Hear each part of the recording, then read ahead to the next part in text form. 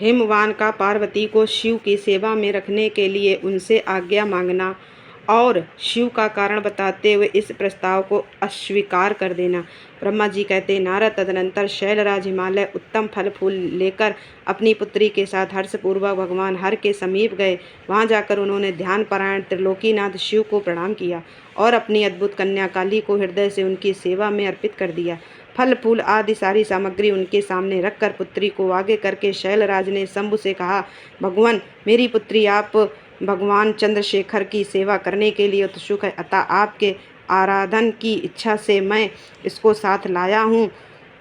यह हम अपनी 2 सखियों के साथ सदा आप शंकर की ही सेवा में रहे। नाथ, यदि आपका मुझ पर अनुग्रह है तो इस कन्या को सेवा के लिए आज्ञा दीजिए।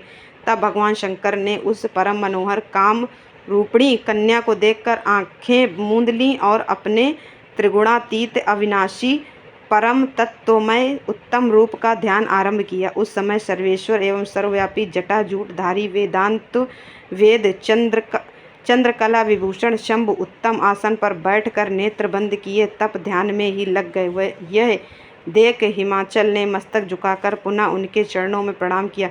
यद्यपि उनके हृदय में दीनता नहीं थी तो भी वे उस समय इस संशय में पड़ गए कि न जाने भगवान मेरी प्रार्थना स्वीकार करेंगे या नहीं। वक्ताओं में श्रेष्ठ गिरिराज हिमवान ने जगत के एकमात्र बंधु भगवान शिव से इस प्रकार कहा। हिमालय बोले, देव देव महादेव करुणाकर शंकर विभो, मैं आपकी शरण में आया हूँ। आंखें खोलकर मेरी ओर देखिए।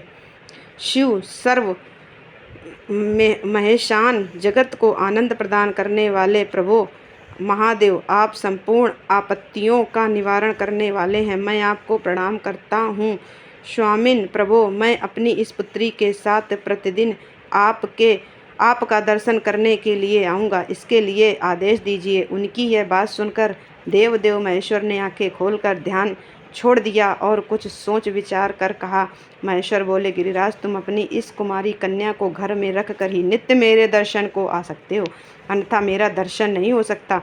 महेश्वर की ऐसी बात सुनकर शिवा के पिता हिमवान मस्तक झुकाकर उन भगवान शिव से बोले, प्रभो, यह तो बताइए किस कारण से मैं इस कन्या के साथ आपके दर्शन के लिए नहीं आ सकता। यह आपकी सेवा के योग्य नहीं है क्या? फिर इसे नहीं लाने का क्या कारण है? यह मेरी समझ में नहीं आता।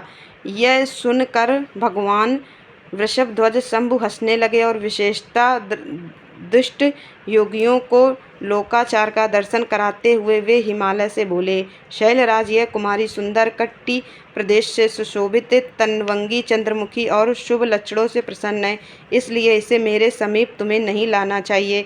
इसके लिए मैं तुम्हें बारंबार रोकता हूँ। वेद के पारंगत विद्वानों ने नारी को माया रूपिणी कहा है। विशेषतः युवती स्त्री तो तपस्वी जनों के तप में विघ्न डालने वाली ही होती है। गिरिश्रेष्ठ, मैं तपस्वी योगी और सदा माया से निर्लिप्त हो रहने वाला हूँ। मुझे युवती स्त्री से क्या प्रयोजन है? तपस्वियों के श्रेष्ठ आश्रय हिमालय इसलिए हैं। फिर तुम्हें ऐसी बात नहीं कहनी चाहिए, क्योंकि तुम वेदोक्त धर्म में प्रवीण ज्ञानियों में श्रेष्ठ और विद्वान को अचलराज स्त्री के संग से मन में शीघ्र ही विषय वासना उत्पन्न हो जाती है, उससे वैराग्य नष्ट होता है और वैराग्य न होने से पुरुष उत्तम तपस्या से भ्रष्ट हो जाता है। इसलिए शैल तपस्वी को स्त्रियों का संग नहीं करना चाहिए, क्योंकि स्त्री माँ विषय वासना की जड़ एवं ज्ञान वैराग्य का विनाश करने वाली होती। ब्रह्मा जी कहते, नारद, इस तरह की बहुत सी बातें कहकर महायोगी शिरोमणि भगवान महेश्वर चुप हो गए। देवर्षि शंभु का यह निरामय निष्प्रय और निष्ठुर वचन सुनकर काली के पिता हिमवान चकित कुछ व्याकुल और चुप हो गए। तपस्वी शिव की कही हुई बात सुनकर और गिरिराज हिमवान को चकित हुआ जानकर भवानी पार्वती उस समय भगवान शिव को प्रणाम करके विशद वचन बोली।